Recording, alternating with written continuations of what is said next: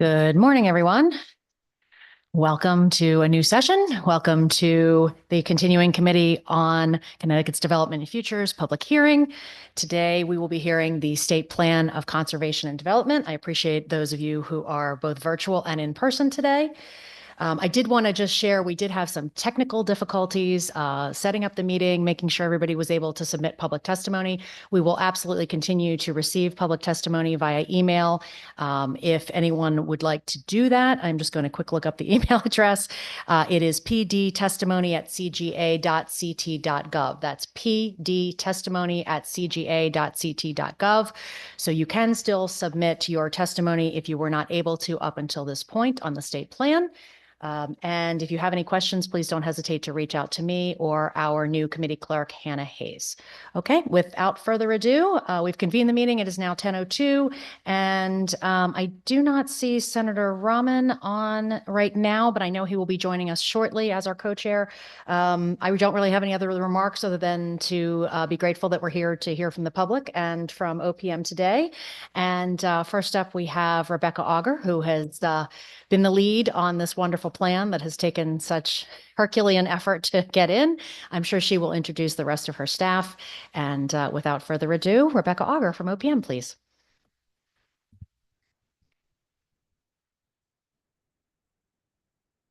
Thank you. Bear with me for 1 minute as I open up my presentation.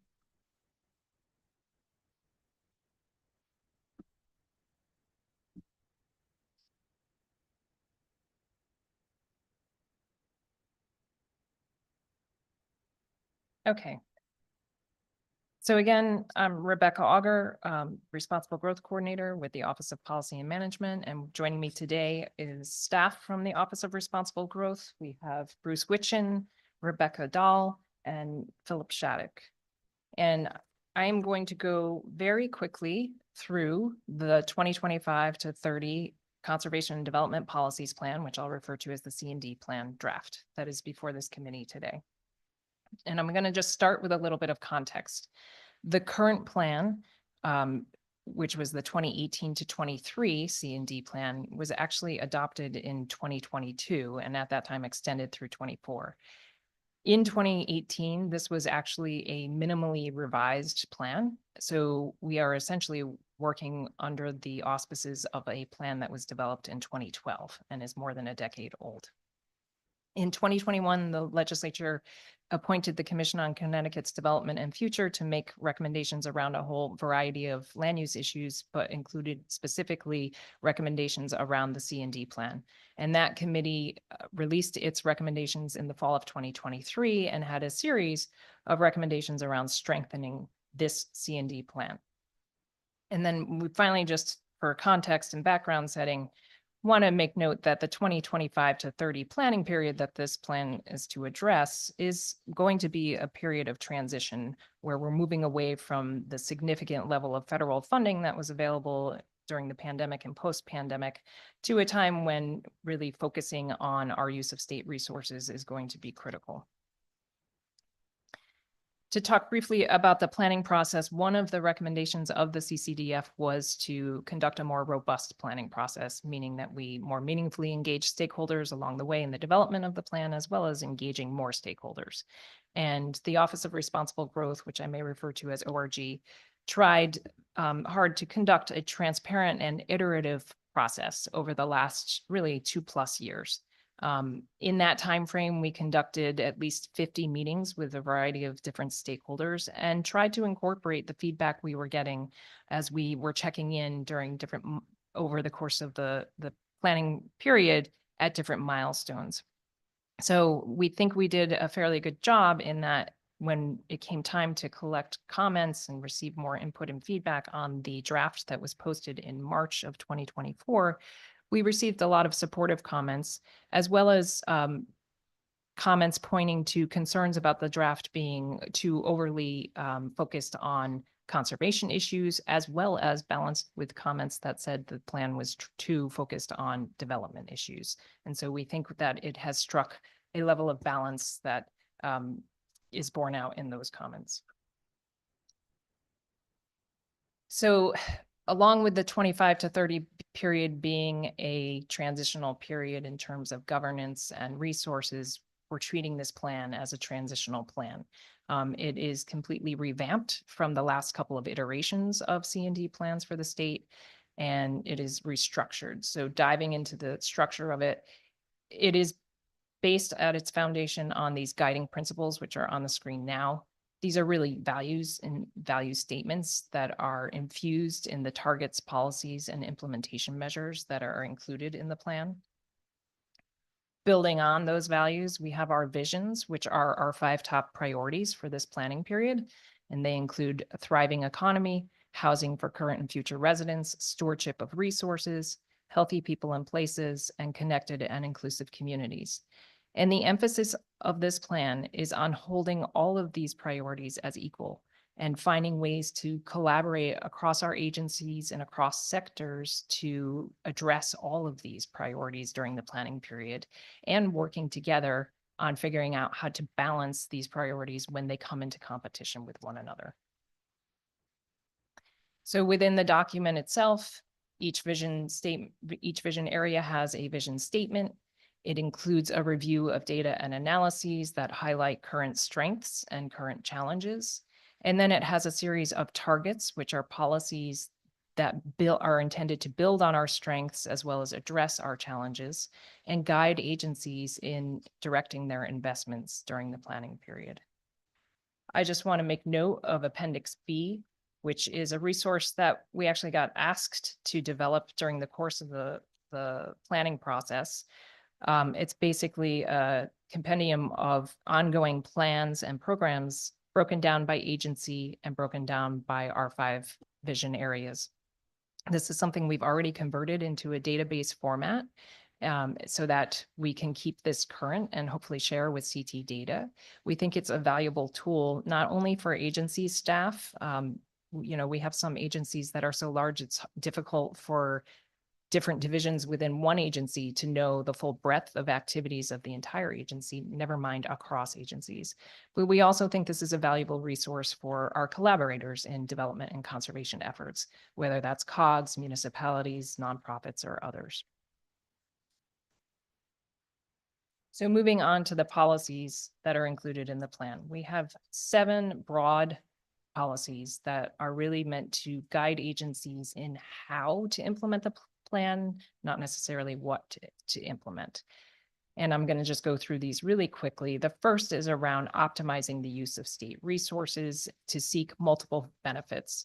So again, we're looking to efficiently address all 5 of our priorities.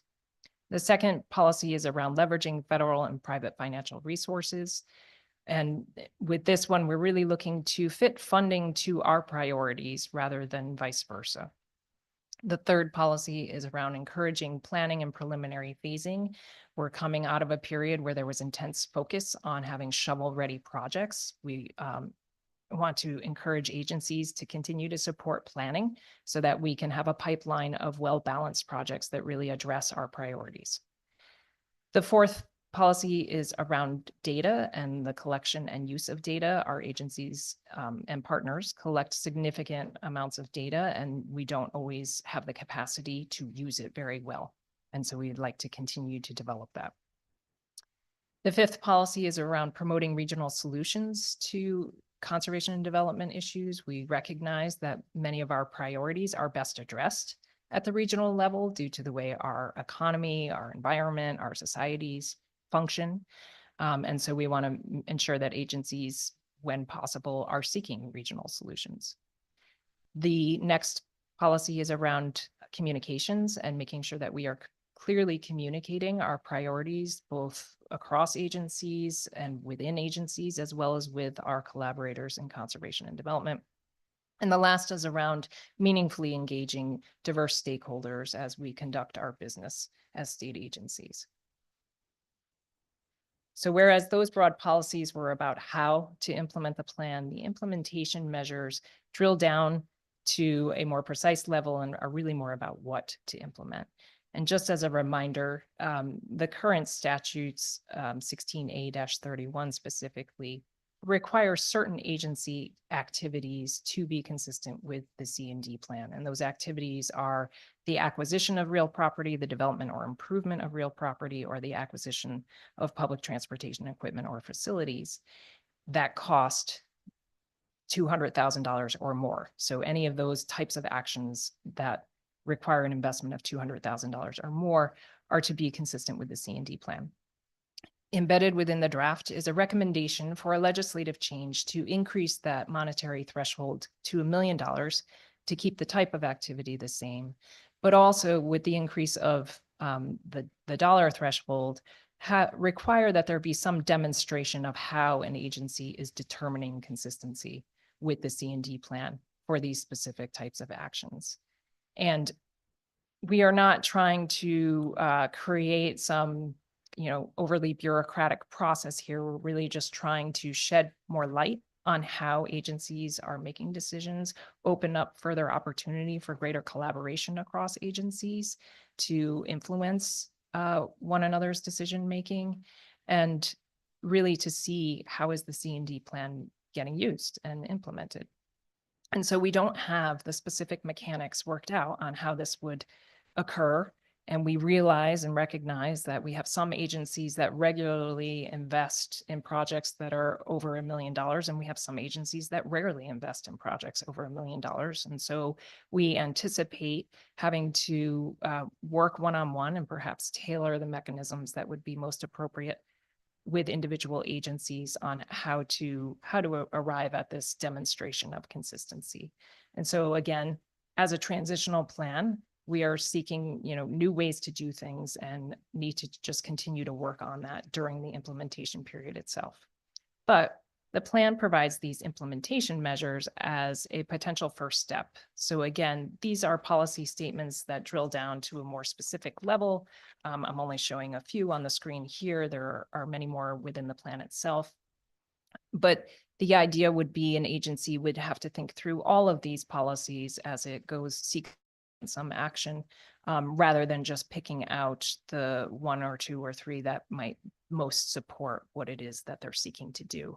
Again, this is a starting point, and we anticipate continuing to work with agencies on this effort.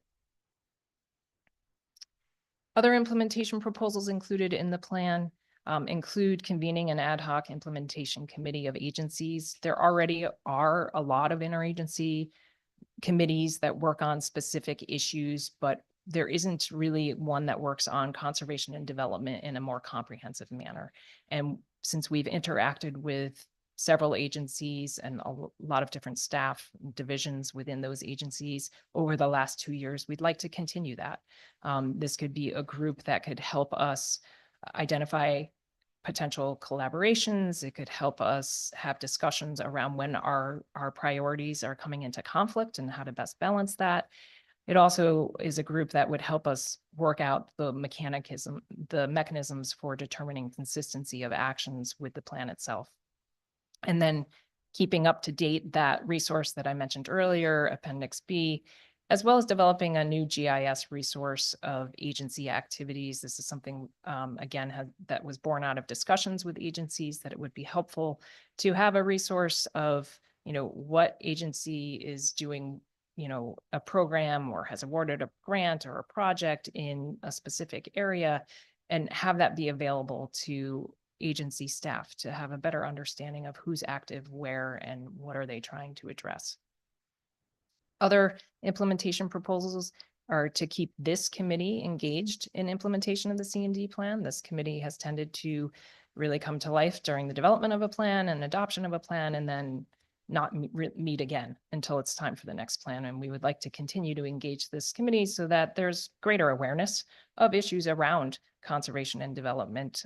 We think it could help influence your policy decision-making, as well as set us up in a better light for starting the 2030 to 2035 planning process. And then our engagement process during the development of the plan had ORG hear from a lot of different stakeholders along the way. And so we have included a recommendation in the plan for ORG to continue that regular sharing of information and hearing from stakeholders on implementation issues. And so right now we are anticipating conducting open office hours on a regular basis during the implementation of the plan for any stakeholder to come and have a discussion. Finally, the locational guide map. One of the other legislative proposals that is embedded in the draft plan is to repeal the priority funding area mapping requirements. We've discussed this with this committee along the way. There are a couple of major challenges with priority funding areas. The first is that they're incredibly challenging to map to meet the expectations of the legislation.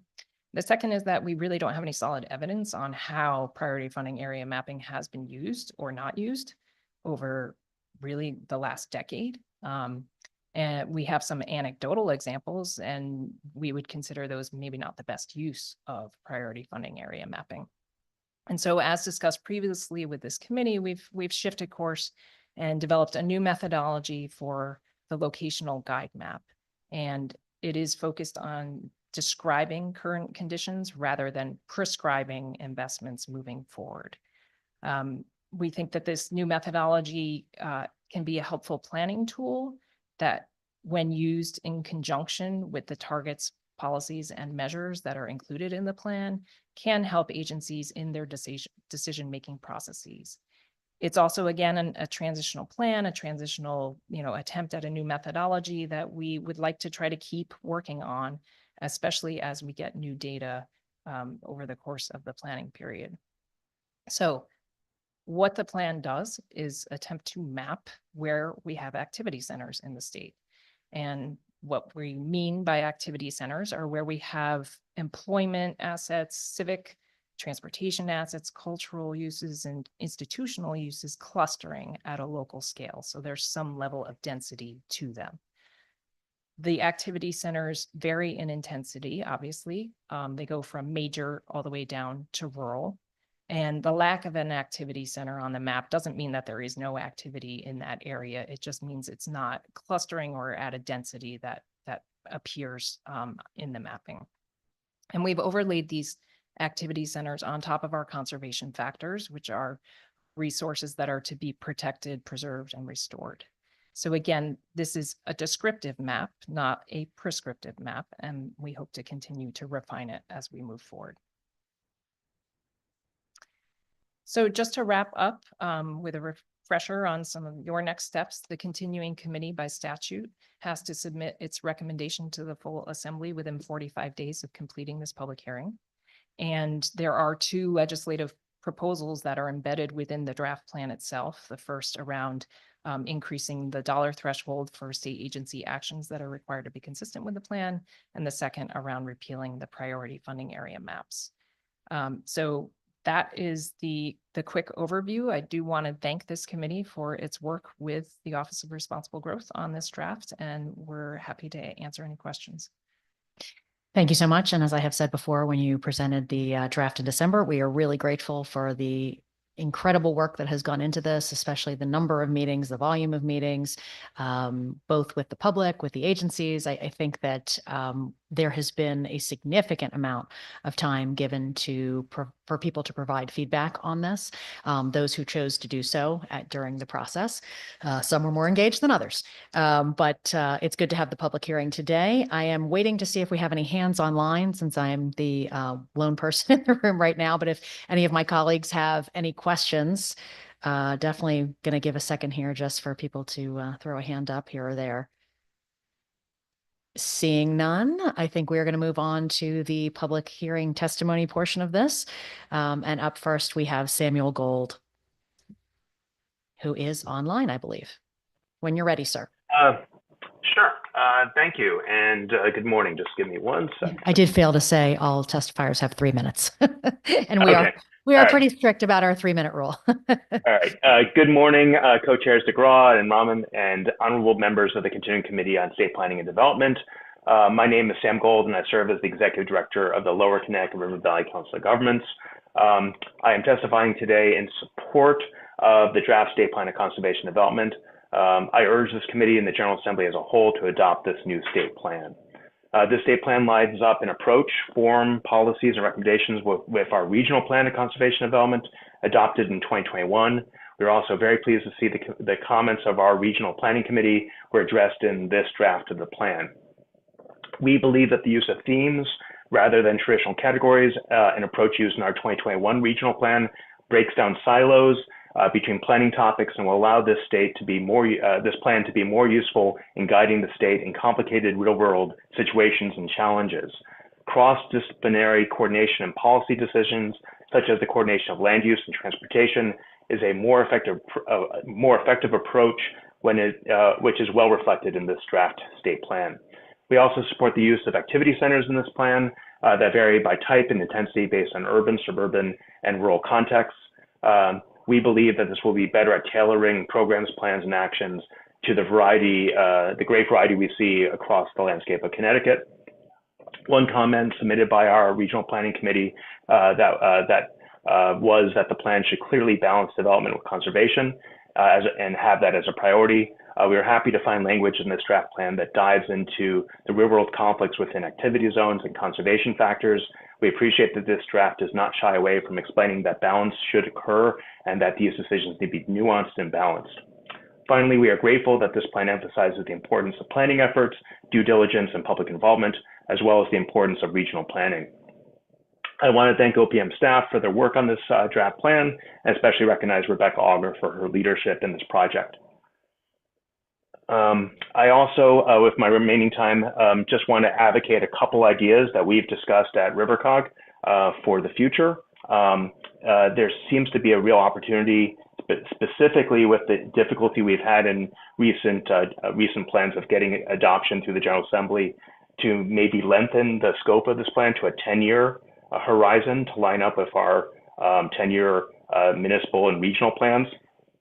And RiverCog's chair of our regional planning committee, who will be speaking, I think that's number 6, we've discussed this idea of the opportunity to align our plans across a decade, where we could do a state plan, then we have regional plans done, then municipal plans. So we're all feeding up and coordinating with each other's plans. To be coordinated, you need some sort of flow between state, region, and municipal plans, and that could be done. You've reached 3 minutes. You've reached 3 minutes. Please summarize. Okay, and just with the release of the census data on the 2 of the decade, using the same data sets from the census, and then have a flow down from state, region to municipal plans. And we can see some benefits of that. So thank you very much, members of the committee. Thank you for your testimony. I do see a question from Representative Chafee. Thank you, Madam Chair. Thank you, Sam, for speaking with us today. Nice seeing you. Just for my information, when is RiverCog's plan currently up? What is the current phase? I know you said it's 10 years.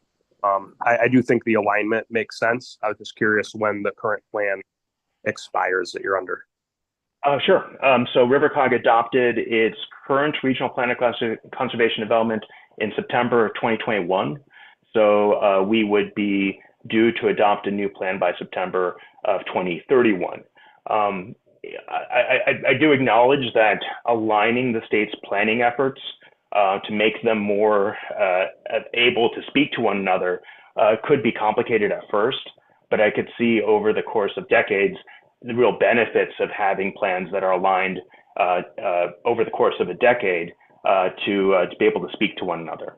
So I think your question also would lead to would some regions or municipalities might need to do a plan a little early. That might be the case, but I think that is an idea that could be fleshed out further in discussions with the various parties from regional, municipal, and state levels. Sure. Thank you again. Thank you, Madam Chair. Seeing no other questions at this time, thank you so much for your testimony and have a wonderful day. Thank you. Up next, we have Denise Savageau, please.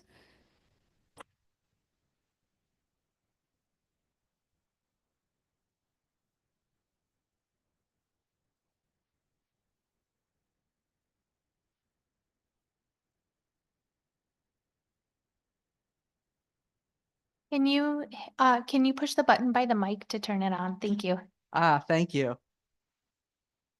Thank you, Representative Cosros DeGraw, for this opportunity to speak on the POCD, Connecticut's POCD. My name is Denise Savageau. I'm a resident of Old Lyme and I serve on our zoning commission. But I'm a retired environmental planner and have with 35 years experience working in the environment and planning field. I currently chair the Connecticut Council on Soil and Water Conservation and also serve on the Water Planning Council Advisory Group. And with those hats on, I was actively involved on some of the work groups that was mentioned earlier by OPM. And so I applaud this effort and I support the adoption of the POCD. One of the things about the plan that I think is really, really important and they've accomplished is talking about this intersectionality. And as you know, we just served on a panel talking about housing and the environment and environmental justice. This goes beyond that, just those topics, but the idea of this intersectionality and balancing, conservation and development, but all of the needs. I think they've done a really good job pointing out where we need to balance all of the needs. And I think it's a really good approach because I think it makes us think about all of those and it gets us out of our silos. I like the idea of the activity centers. It focuses on the similar. Where it looks at the anti-sprawl. Look at the activity centers. Where do we do smart growth? Some of those concepts we talked about earlier this week. The idea of collaboration across state agencies. Again, getting state agencies out of the silo. The Water Planning Council is a really good example of that, where we have the Department of Environmental Energy and Environmental Protection, OPM, Department of Public Health, and PURA all at the same table talking about water resources. And we need to continue to make sure that they stay out of those silos and work together. And I know that that's applicable across other topics besides water. And then lastly, I just want to mention this idea of regionality. I've been involved with many different groups. And one of the things that's interesting to me is in the state of Connecticut, we have the COGS. We have soil and water conservation districts that I'm actively involved in. We have health districts. We have tourism districts. We have some 20 plus odd types of districts, all on different boundaries. So for us to coordinate the work of these, it's like not having them all on the same boundaries is crazy, because it may be that if you're on a, a COG, they may have to, work with 2 or 3 different health districts. They may have to work with 2 or 3 soil and water conservation districts or tourism districts. So we don't have, so even on a regionality, we don't have a coordination. So I think it's something to think about as we're moving forward in implementing this plan. How do we get the regional organizations to work together? What kind of a boundaries? And I know we don't like the C word, county. We don't want to get back to county government, and I understand that. But certainly we need to be thinking about, when we talk about regions and regionality, we need to be thinking about, do we constantly create separate boundaries for all of these tasks we need done? You've reached 3 minutes. Please summarize. All right, thank you. And again, that was my last comment. So thank you for the opportunity. I look forward to working with you on this intersectionality of housing and the environment. Thank you. Denise, just wait 1 second. Oh. Just making sure there's no questions. Yeah. I would also say it was funny because I wasn't sure you were going to actually say the C word. And if I'm not sure if that's me. I don't know who's humming, but I think it's awesome that you're thinking in terms of regionality, because when we talk about this, obviously, especially because climate change is the focus of this, there really are no boundaries. And when it comes to, the environment doesn't care if we've drawn a county or a district or a town line, whatever it is, it doesn't care. So the more that we can figure out ways to work together and have that synergy, I think is important. So thank you for that. I do not see any questions at this time. Thank you for your testimony. Up next is Maria Weingarten, please. And I believe she's online. Not in person, no. She hasn't joined online. Okay, we'll get back to Maria if she joins us. John Guzkowski, please. Thank you. Can everyone hear me? Loud and clear. Good to see you. Thank you. Good to see you as well, Madam Chair. Want to thank the Continuing Legislative Committee for receiving our testimony and having a public hearing on this matter. My name is John Guskowski. I am a professional planner with Tyche Planning and Policy Group, and I am co-chair of the Government Relations Committee for the Connecticut chapter of the American Planning Association. We are a professional organization that represents nearly 400 professional planners, landscape architects, zoning officials, and land use attorneys that support this planning effort throughout the state of Connecticut. And just very briefly, we wanted to add our voice in support of the draft Conservation and Development Policies Plan. We have been very impressed by the efforts undertaken by the leadership of the Continuing Legislative Committee, and particularly the Office of Responsible Growth at Office of Policy and Management under the leadership of Rebecca Auger, who has put together an outstanding, thoughtful, and visionary conservation and development policies plan for the state of Connecticut. We are particularly impressed with basically the entire re-envisioning of what this plan can do and should do to unite the planning efforts across the executive branch, across the levels of government from federal through state, through regional, and to municipal governments in the state of Connecticut over the next 5 years. Not only in their process of developing this plan, but also in the results, particularly taking a new approach, sort of getting away from the traditional responsible growth principles and going into a strong vision of Connecticut as being a thriving, sustainable, equitable, just, and resilient place. Again, I would echo the statements made by previous speakers, in which this plan properly recognizes the intersection of conservation and development priorities across all geographies, including extremely small places, our rural village centers, our rural activity centers, where that tension exists. And it's very, very important to get the input of all partners and all units of government on projects that have to balance that conservation and development. And so we appreciate that, as well as taking a look at issues that had not been addressed in the last decade plus of state plans, including issues of equity, sustainability, resilience, and particularly the need for housing opportunities in Connecticut. Prior plans, including our current plan, did sort of an inadequate job of that, and the plan before you really does an excellent job in addressing those issues and putting issues of climate change, issues of resilience, issues of vibrance, and equity front and center in the vision of this document. You've reached 3 minutes. Please Thank you. summarize. We strongly support the adoption and are very pleased with the development of this plan as it stands. Thank you. Thank you so much. I am just looking to make sure that we don't have any questions for you immediately. We do not, John. Thanks so much for your time. Have a great day. I'm sure we'll see you in P&D.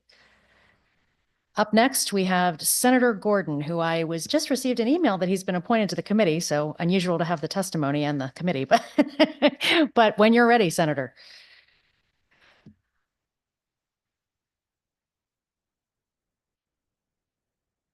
He might not be with us right now, so we will go back to him.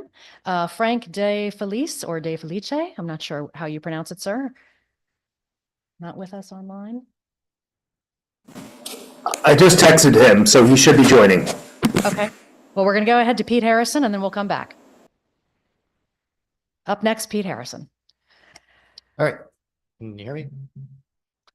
Good morning. Thank you to the Continuing Committee for the public hearing. My name is Pete Harrison, and I'm the Connecticut Director of the Regional Plan Association, which is a 100-year-old civic organization serving the tri-state that focuses on research, planning, and advocacy around housing, transportation, and energy policy. I want to offer our support for the draft language of the 2025-30 state C&D plan. I have a great deal of respect for the Office of Responsible Growth and how they have engaged with a wide variety of stakeholders over the last year and a half. And I appreciate the changes that they have made on its design its vision statement, and its methodologies. I have 3 brief observations about the plan.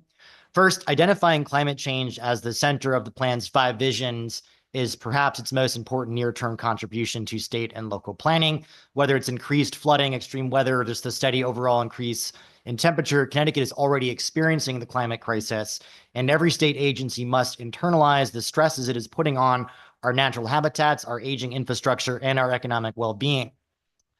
Though some people might focus on the development side of the plan, the conservation side comes first. As other speakers have said, both are intertwined and balanced well in this plan, and begins to outline a post-sprawl framework for planning our state.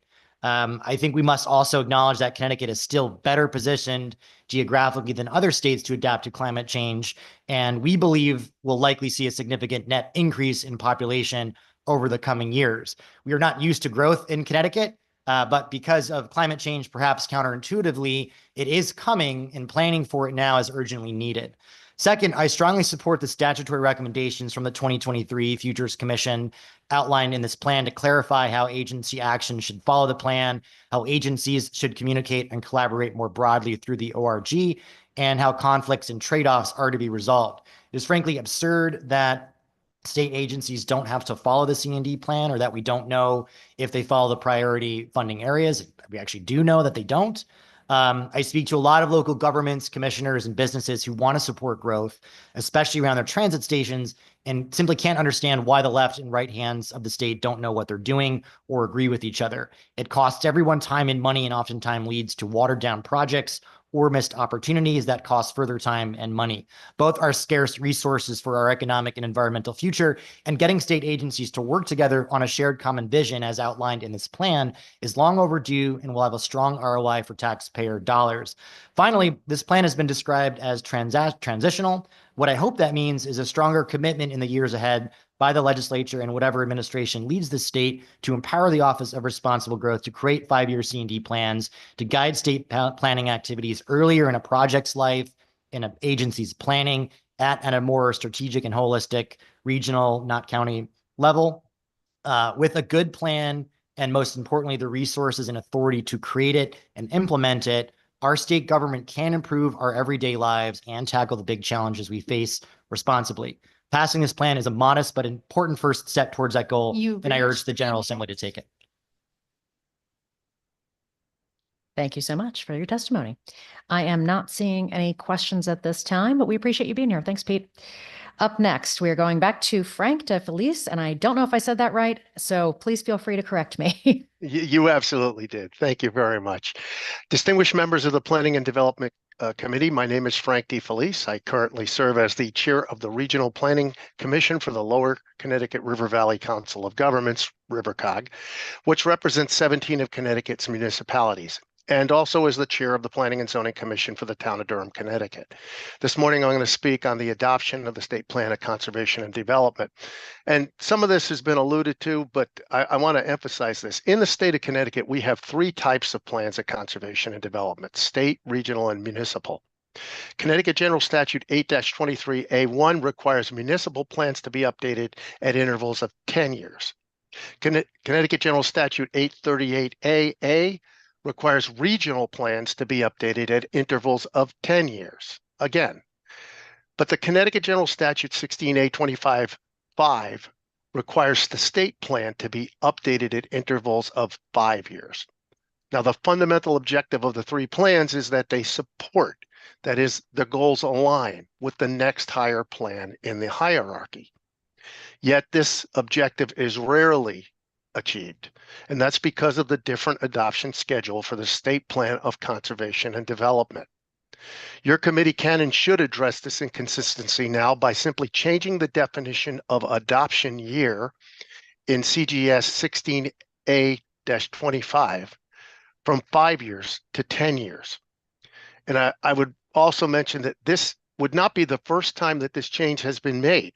Actually, Public Act 83-203 changed adoption years from 3 years to the current 5 years. And remember that the updates to the state's Plan of Conservation and Development are costly, They require a lot of resources, and this measure would save money going forward as well as help with this alignment. Now, Sam Gold from RiverCog, the director, mentioned earlier that it would be great to align the plans so that you would have the state plan come out and then the regional and then the municipal. That is the most desirable solution. However, the simplest one for now to get things started is just to change the 5-year adoption to 10 years, and that can simply be done by changing one word in Connecticut General Statute 16A25. I guess I'll close with just mentioning briefly the need for balance of plans of conservation and plans of development. You know, when this plan started, it was the plan of development for the state of Connecticut. Later on, it became a plan of conservation and development. Now it has really moved much further to the conservation side of things, and it would be advisable just to bring it back to center so that we do have that balance. And I think Sam mentioned that before. I've mentioned it frequently to your committee. The need to balance the development with conservation is critical to the state's success. We can't have one without the other. So that concludes my remarks, and thank you for allowing me to speak today. Thank you so much. We appreciate your time and your testimony. And I am not seeing any questions for you either at this time. So thank you so much and have a lovely day. Thank you. Okay. One more call for Maria Weingarten. I do not see her online or in the room. And as I said, as I received an email in the middle of this that Senator Gordon has been appointed to the committee, he is unable to testify at the public hearing as a member of the committee. So with that, I believe that concludes our public hearing today. I want to thank everyone so much for being a part of it and for taking the time out of their busy schedules to come and testify and for caring about the state plan of conservation and development. I do just want to remind everyone, if you were not able to testify in person or online today, but you would like to submit testimony, you can do so by emailing your testimony to pdtestimony@cga.ct.gov. I believe that's also on our CGA website. You should be able to find that under the Planning and Development Committee page so that there's information there. As was stated before, the draft plan came to us in December. We had 45 days from the start of session to host this public hearing. And then we have another 45 days to now vote as a committee to either move the state plan forward or not towards resolution. And then hopefully we will pass it as a resolution in both chambers. So again, thank you so much for your time. Thanks to everyone who prepared the report and for the excellent presentation today. And that concludes our meeting. It is now 10:44. Thank you.